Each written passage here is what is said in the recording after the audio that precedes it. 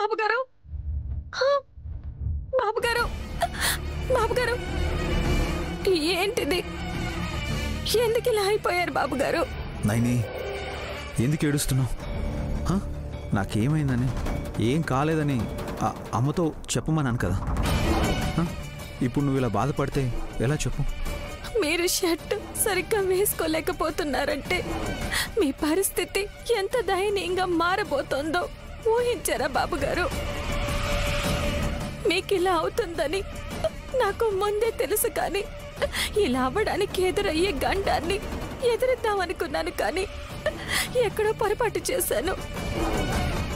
మీకెలాంటి నష్టం జరగకుండా మిమ్మల్ని కాపాడుకోలేకపోయాను బాబుగారు.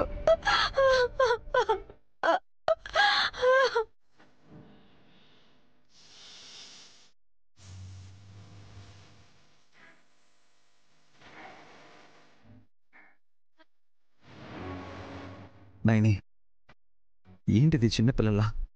ఏడోక నైని. చూడు, నాకేం కాదని చెప్తున్నాను కదా. పైకి మీరు అలా చెప్తున్నారు, కానీ చెప్పుకోలేని నొప్పి, బాధ మీ మనసులోనే దాచుకుంటున్నారని నాకు తెలుసు. లేదు బాబుగారు, ఇక ఆలస్యం చేయకూడదు. వెళ్తాను. ఎంత దూరమైనా వెళ్ళి ఆ పంచకమణిని తీసుకొచ్చి మీకు నయమయ్యేలా చేస్తాను. నైని,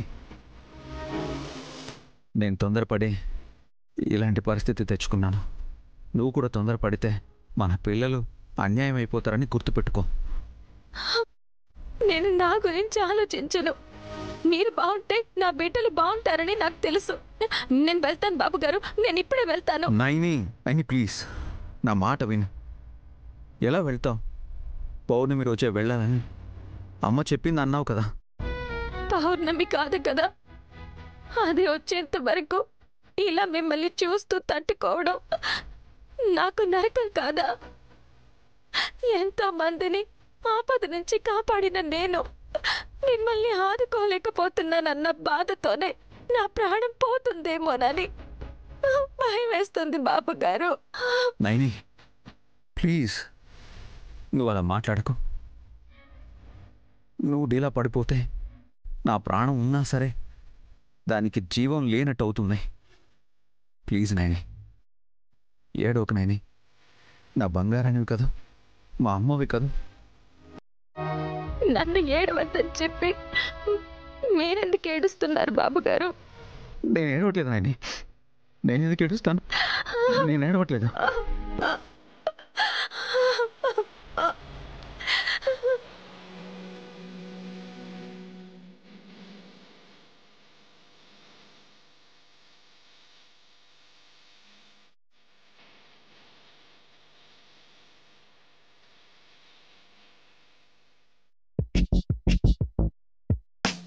సాయంత్రం 5 డెకరేషన్ వర్క్ అయిపోయి ఉండాలి.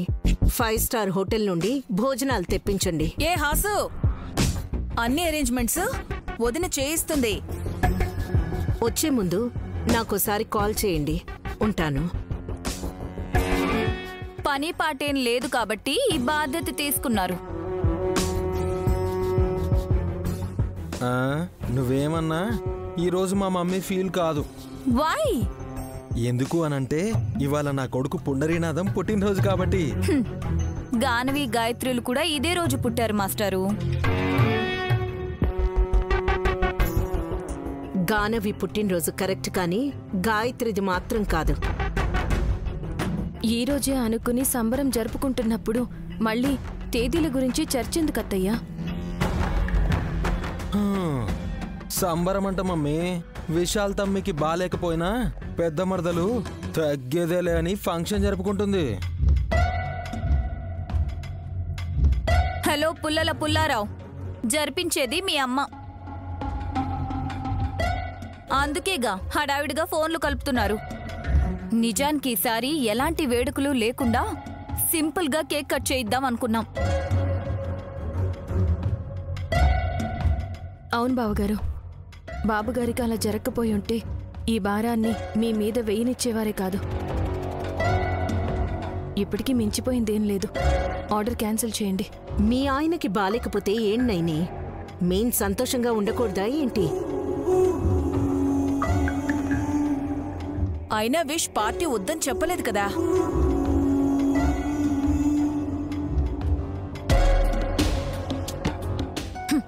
పిల్లల పుట్టినరోజు వేడుక జరపకండి అని ఎలా చెప్తాడు పిన్ని?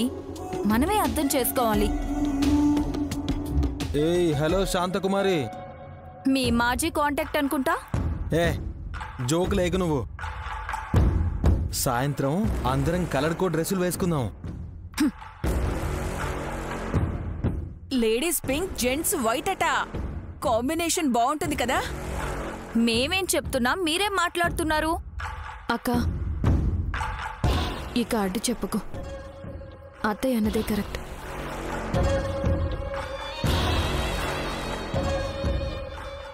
బాబుగారు చేయి బాగోలేదని వీళ్ళనేమీ చేయనివ్వకుండా అభ్యంతరం చెప్పకూడదు. అలాగని నువ్వు ముభావంగా ఉండకు. పింక్ శారీ కట్టుకొని పిల్లల మొహాలు చూసైనా నీ మొహంలో చిరునవ్వు తెచ్చిపెట్టుకోవాలి. బర్త్డే సెలబ్రేషన్స్ చేసుకుంటున్నందుకు నాకు సంతోషమే అత్తయ్య. నేనేం బాధపడట్లేదు. బాబుగారికి కూడా వైట్ డ్రెస్ వేస్తాను. అది స్పిరిట్ అంటే. విశాల్కి బాగోలేకపోతే మీరు ఇంత యాక్టివ్గా పనిచేస్తారన్నమాట. నువ్వలా మాట్లాడకే. ఎవరో ఒకరు ముందుండి నడిపించాలి కదా. నేను నడిపిస్తాను ఈసారి. Just watch and enjoy.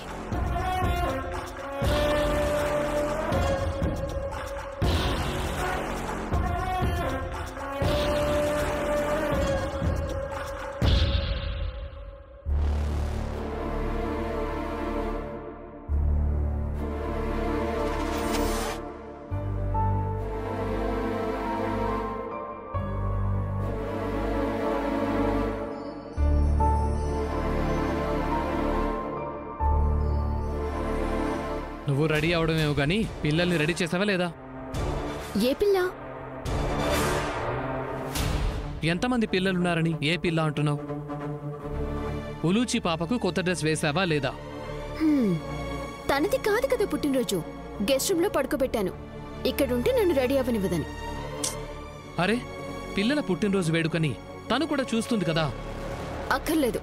చూసి నా బర్త్డేకి ఎందుకింత ఖర్చు చేయలేదని నా కూతురు ఫీల్ అయితే నేను తట్టుకోలేను. చిన్న పిల్లకేం తెలుస్తుంది? అన్నీ తెలుస్తాయి. అయినా నేను పిల్లనెత్తుకొని పార్టీలో ఫ్రీగా ఉండలేను. నా చెయ్యి నొప్పొస్తుంది. రండి.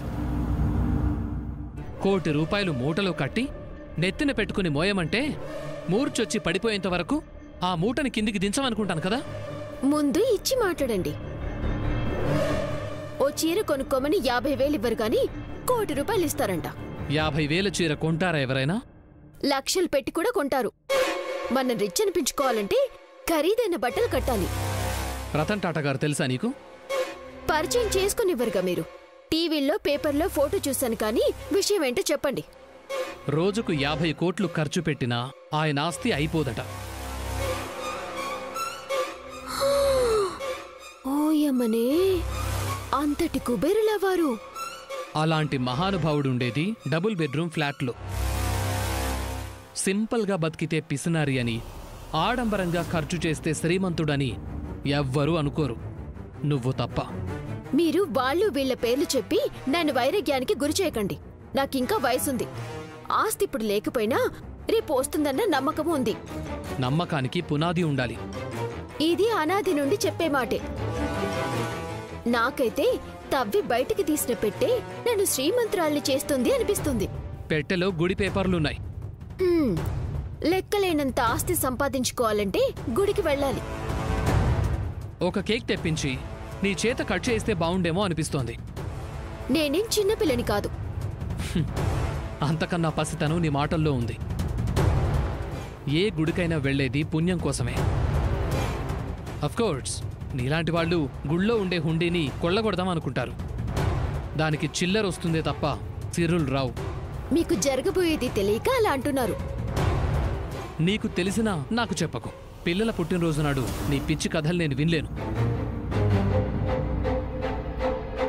ఈయనకి అదృష్టం ఎదురైనా చూడలేరు.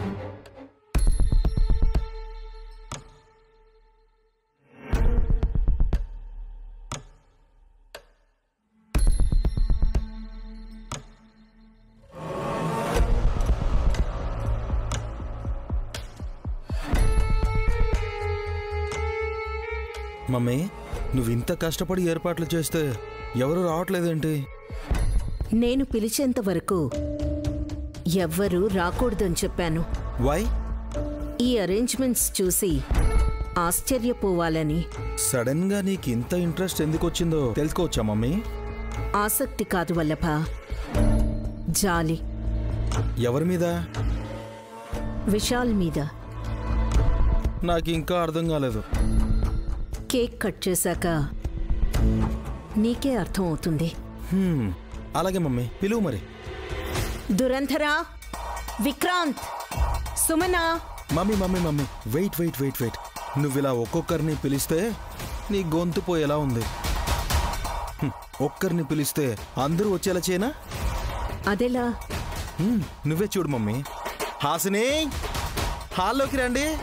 వస్తున్నామండి. పిన్ని, చూడు మమ్మీ. చిట్టి, విక్రాంత్, త్వరగా రండి. రండి రండి రండి, కేక్ కటింగ్ కి టైం అయింది. రండి. వస్తున్నావక్క, త్వరగా రండి. చూసావు మమ్మీ? నిజమేరా?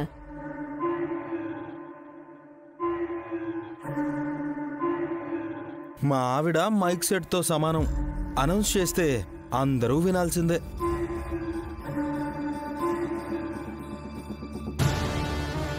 నైని విష్ ఎక్కడున్నారు?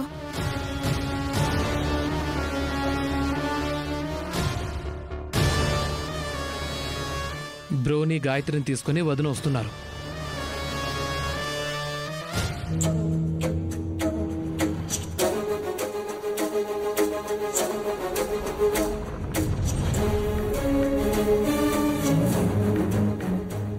పదండి. జాగ్రత్త.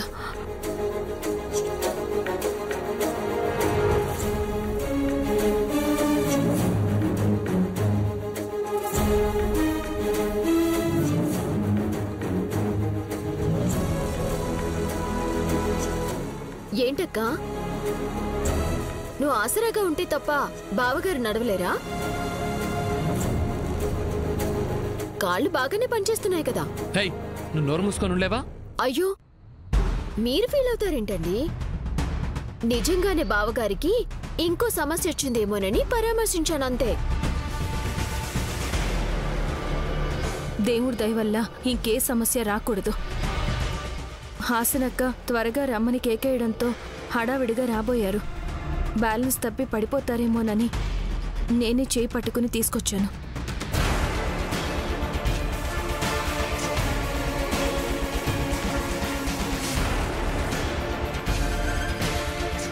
నువ్వు పట్టుకొని రావాల్సింది బావగారిని కాదక్కా, నీ కూతుర్ని. గాయత్రిని తనే ఎత్తుకొచ్చింది. ఎత్తుకున్న గాయత్రిని కాదు బావగారు, ఎత్తుకుపోయినా గాయత్రి దేవి గారిని, అలియాస్ మీరు కన్న తోలి బిడ్డని.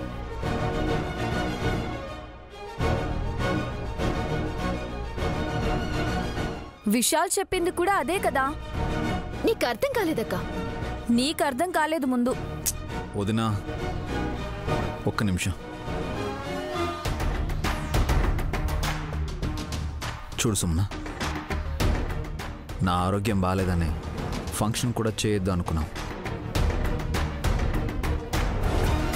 కానీ అమ్మ తనే దగ్గరుండి ఈ ఏర్పాట్లు చేసి పిల్లలతో పాటు మనల్ని కూడా సంతోష పెట్టాలి అని ప్రయత్నిస్తే తనని మెచ్చుకోక నైని నొచ్చుకునేలా మాట్లాడతావు ఎందుకు?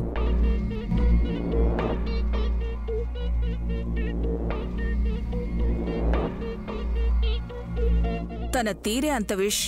వదిలేయండి.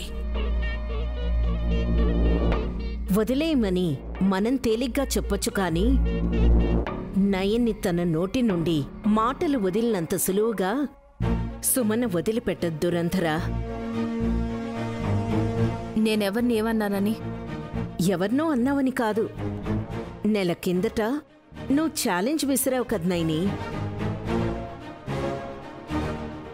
పుట్టినరోజు నాడు పురిటి రోజు అదృశ్యమైన మీ తొలి బిడ్డను తీసుకొచ్చి మాకు చూపిస్తానని. గాయత్రిని చక్కగా రెడీ చేసి తీసుకొచ్చింది కదా, చూడండి.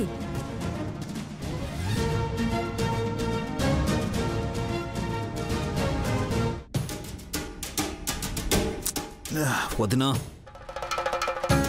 వాళ్ళు అడుగుతున్నదే నన్ను కన్నా మా అమ్మ గాయత్రీదేవి గురించి. నేను కరెక్ట్గానే చెప్తుంటే నువ్వు కన్ఫ్యూజ్ చేస్తున్నావు విశాల్. పెద్దత్తయ్య పేరు పెట్టుకున్న గాయత్రినే కదా చెల్లెత్తుకుంది. ఏయ్ తింగర్ తిక్కమ్మ, మేం మాట్లాడుతున్నది పెద్దమ్మ పునర్జన్మెత్తాక పాపగా ఉంటుంది కదా, ఆ బేబీని పెద్ద మరదలు ఇవాళ పట్టుకుని వస్తానని చెప్పి రాలేదని అడుగుతున్నాం. నాకు అర్థమైంది. అమ్మయ్యా, ఇప్పటికి కానీ అర్థం కాలేదు నీకు. మీకెప్పటికీ అర్థం కాదు అని నాకు అర్థమైంది. వదినా, పిల్లల చేత కేక్ కటింగ్ చేయించకుండా ఈ వాదన ఎందుకు? అయితే మా అక్కని మాట తప్పానని ఒప్పుకోమనండి.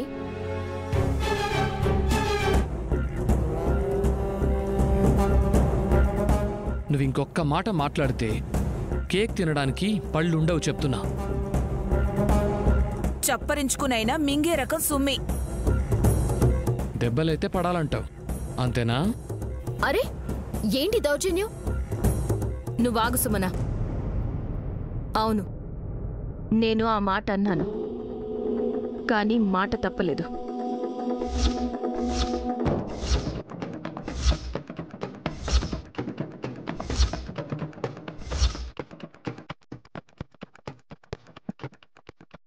పెద్ద మరదలా, అంటే నువ్వు నీ తొలిబిడ్డని ఇక్కడికి తీసుకొచ్చావా? తెచ్చాను.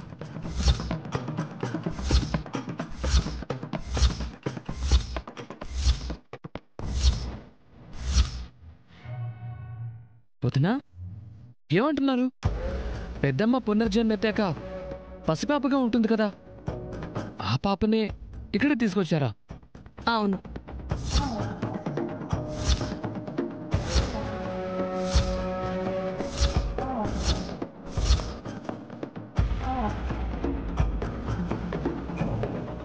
గాయత్రి పాపని మా అమ్మని నైనికి తెలుసా? ఈ చిట్టి తల్లిని కాకుండా ఇంకెవరిని గాయత్రి అత్తయ్య అనుకుంటుంది చెల్లి? ఎక్కడుంది నైని అక్క? అదే నువ్వు కన్న తొలి బిడ్డ. నేను ఎత్తుకుని ఉన్నాను కదా అత్తయ్య.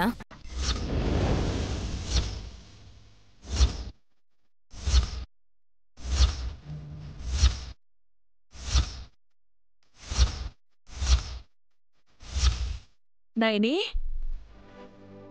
ఏం నువ్వనేది? జోగయ్య శాస్త్రి గారి మనవరాలే గాయత్రి వదినా. నిజంగా నమ్మలేకపోతున్నాను.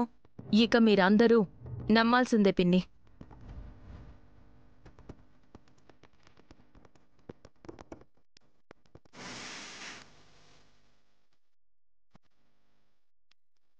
నైని, నీకెలా తెలుసు?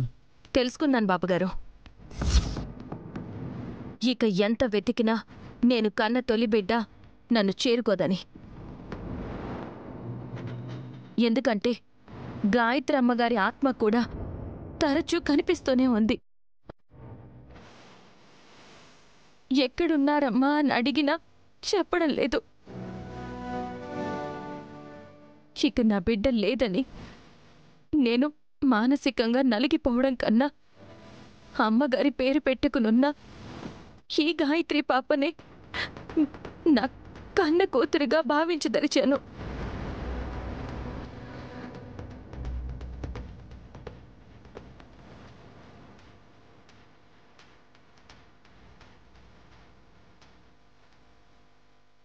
అందుకే ఈ పుట్టినరోజు నుండి గాయత్రి పాపని గాయత్రి అమ్మగారిలా చూసుకోవాలనుకుంటున్నాను.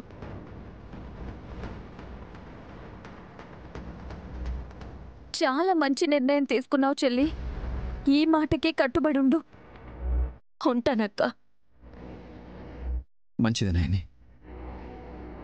నువ్వు కూడా మన కూతురు ఎప్పుడొస్తుందా అని ఎదురు చూసి అలసిపోయి ఆరోగ్యం పాడు చేసుకుంటున్నావని నేను బాధపడేవాణ్ణి. ఈరోజు నువ్వు అన్న మాటకి సంతోషపడుతున్నాను.